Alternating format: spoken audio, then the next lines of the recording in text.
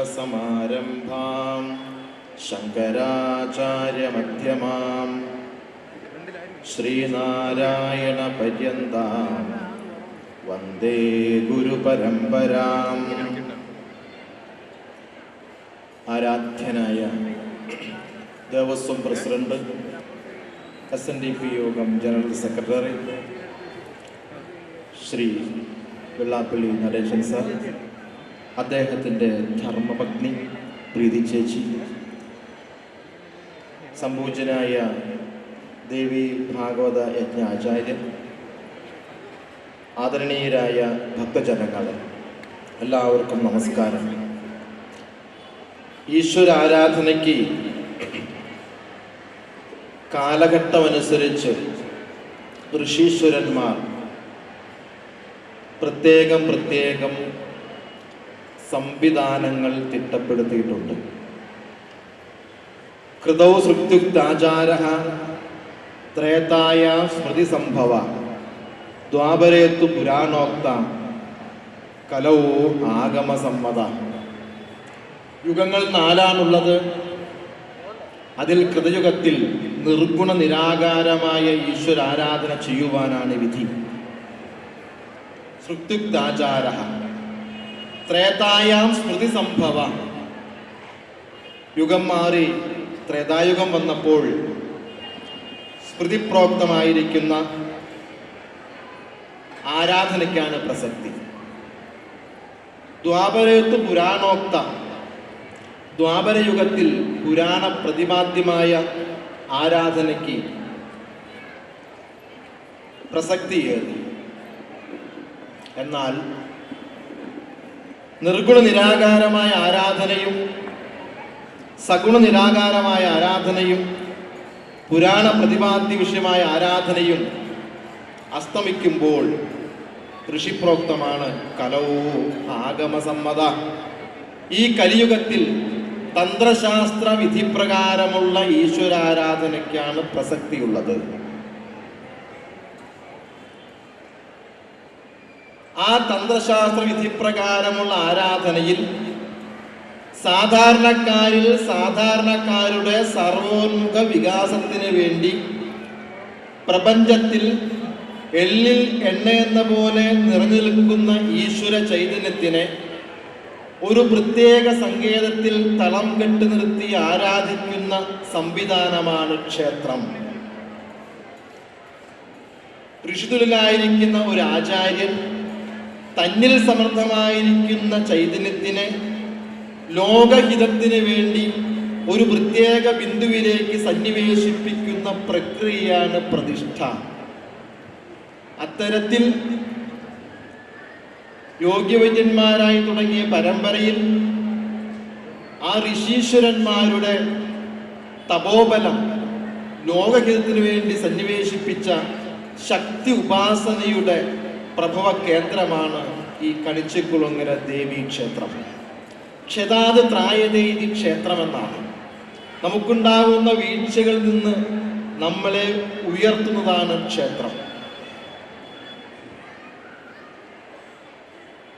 സംഗീത സാഹിത്യ കലാവിജ്ഞാനങ്ങളും വേദേതിഹാസ പുരാണങ്ങളും മറ്റു വൈജ്ഞാനിക മണ്ഡലങ്ങളെല്ലാം ഇന്ന് നിലനിൽക്കുന്നത് ക്ഷേത്ര പശ്ചാത്തലത്തിലൂടെയാണ്. സനാതനധർമ്മത്തിൻ്റെ ജീവിക്കുന്ന സമൂഹാത്മ ചൈതന്യ സംസ്കാര കേന്ദ്രം ക്ഷേത്രം മാത്രമാണ്. ഇത് കണ്ടറിഞ്ഞ യുഗപ്രഭാവനായ ശ്രീനാരായണ ഗുരുദേവൻ തൻ്റെ പ്രവർത്തനങ്ങൾക്ക് നാന്ദി കുറിച്ചത് തന്നിൽ സമൃദ്ധമായിരിക്കുന്ന ചൈതന്യത്തിനെ ലോകഹിതത്തിനായിക്കൊണ്ട് ഒരു ശിലാഖണ്ഡത്തിലേക്ക് സന്നിവേശിപ്പിച്ച് ഒരു ക്ഷേത്ര പ്രതിഷ്ഠ നിർവഹിച്ചുകൊണ്ടാണ്. സർവമംഗളമംഗല്യേ ശിവേ സർവാർത്ഥസാധികേ ശരണ്യേ ത്രയംബകേ ദേവി നാരായണീ നമോസ്തുതേ. ശരണാഗത ദീനാർത്ത പരിത്രാണപരായണേ സർവസ്യാർത്തിഹരേ ദേവി നാരായണീ നമോസ്തുതേ. അന്യഥാ ശരണം നാസ്തി ത്വമേവ ശരണം മമ. തസ്മാത് കാരുണ്യഭാവേന രക്ഷ രക്ഷ മഹേശ്വരീ.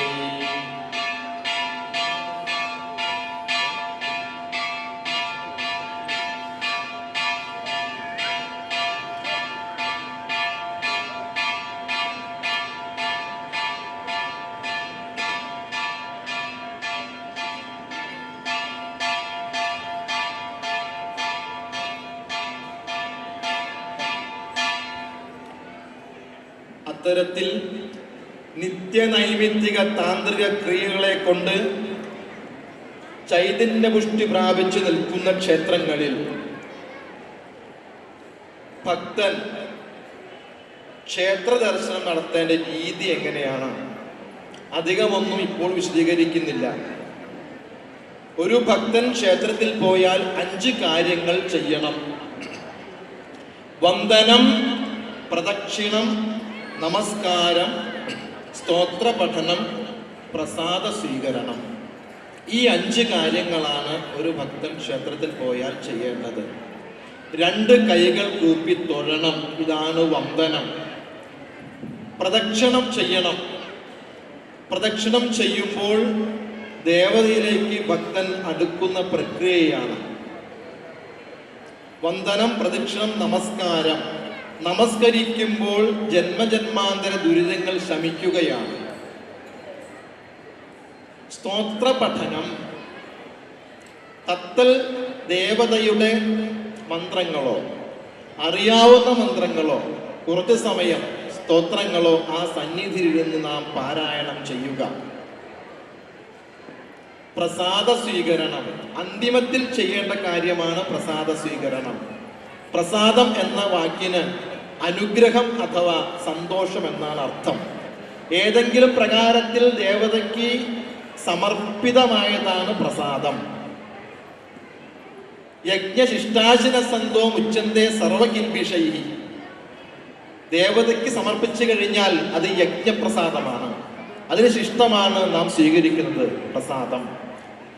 ഈ 5 കാര്യങ്ങൾ ഏതൊരു ഭക്തനും ഭക്തി ശ്രദ്ധാപുരസരം ദൈനംദിനം ചെയ്യുന്നുവോ എങ്കിൽ ആ ഭക്തന് ആധ്യാത്മികമായും ഭൗതികമായും ഐശ്വര്യത്തെ പ്രാപിക്കാൻ സാധിക്കുമെന്ന് തന്ത്രശാസ്ത്രം പറയുന്നു.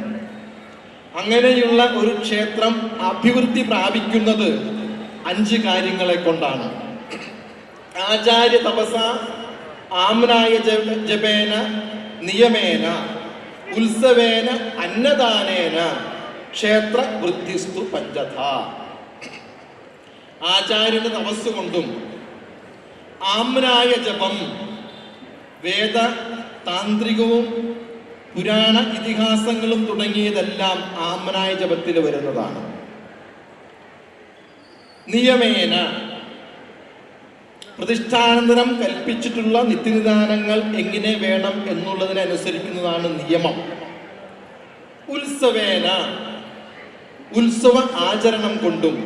ഉത്സവം എന്ന് പറയുന്നത് ദേവതയുടെ ചൈതന്യത്തിന്റെ മേൽപോട്ടുള്ള ഒഴുക്കാണ്.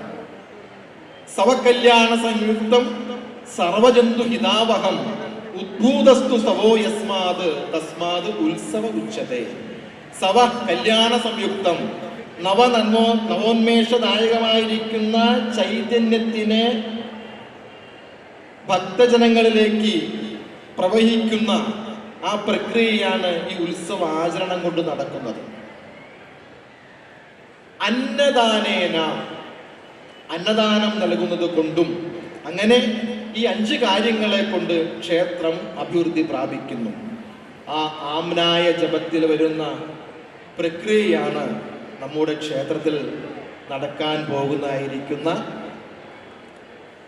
ദേവി ഭാഗവത നവാഹ യജ്ഞം. മേൽപ്പറഞ്ഞ എല്ലാ കാര്യങ്ങളും നിയമാനുസൃതം ഒന്നും കുറയാതെ തന്നെ മാതൃകാപരമായി നടക്കുന്ന പുണ്യ സങ്കേതമാണ് നമ്മുടെ കണിച്ചുകുളങ്ങര ഭഗവതി ക്ഷേത്രം. അതുകൊണ്ട് തന്നെ ഇവിടെ എന്നും ദേവിയുടെ അനുഗ്രഹം തുളുമ്പി നിൽക്കുന്ന സങ്കേതമാണ്. ഭാരതാതിഹാസാനി തത്തൽ ദൈവോചിതം തഥാ ഭക്തിവിശ്വാസ സമേതം പഠേൽ ദേവസന്നിധോ. ഈ ദേവസന്നിധിയിൽ ഭക്തിവിശ്വാസ പുരസരം ഭാരത മഹാഭാരത തുടങ്ങിയ ഇതിഹാസങ്ങൾ തുടങ്ങിയ പുരാണങ്ങൾ എല്ലാം സ്വാധ്യായവും പ്രവചനവും നടക്കണം. അതിലൂടെ ക്ഷേത്രം അഭിവൃദ്ധിയെ പ്രാപിക്കുന്നു. ഇവിടെ പാരായണവും പ്രവചനവും നടക്കാൻ പോകുന്നത് ശ്രീമദ് ദേവി ഭാഗവതമാണ്. അഷ്ടാദശ പുരാണങ്ങളിൽ ആദിമമാണ് ദേവി ഭാഗവതമെന്ന് പുരാണ പണ്ഡിതന്മാർ അവകാശപ്പെടുന്നു. വിഷ്ണു ഭാഗവതവും ദേവി ഭാഗവതവും വസ്തുതയാ 2 ഭാഗവതത്തിലും 12 സ്കന്ധങ്ങളും 18,000 ശ്ലോകങ്ങളുമുണ്ട്. പണ്ഡിത മതങ്ങൾ എന്താണെങ്കിലും നമുക്ക് രണ്ടും ഒരുപോലെ ആരാധ്യമാണ്. അതുകൊണ്ട് തുടർന്നുള്ള ദിവസങ്ങളിൽ നടക്കാനിരിക്കുന്ന ദേവിയുടെ അവതാരങ്ങൾ കീർത്തിക്കുന്ന ഈ മഹാപുരാണം ശ്രവിക്കുന്നതിനും ആചാര്യന്റെ ഭക്തിജ്ഞാന വൈരാഗ്യങ്ങൾക്ക് ഹേതുവാകുന്ന വചസ്സുകൾ ശ്രവിക്കുവാനും ഇവിടെ എത്തിച്ചേർന്നിട്ടുള്ള എല്ലാ ഭക്തജനങ്ങൾക്കും ആപാലവൃദ്ധം ജനങ്ങളെയും വിജ്ഞാനപ്രദായിനിയായ സർവാഭീഷ്ടദായിനിയായ ക്ഷിപ്രപ്രസാദിനിയായ കണിച്ചുകുളങ്ങര ഭഗവതി അനുഗ്രഹിക്കട്ടെ എന്ന് പ്രാർത്ഥിച്ചുകൊണ്ട് നിർത്തുന്നു. നന്ദി, നമസ്കാരം.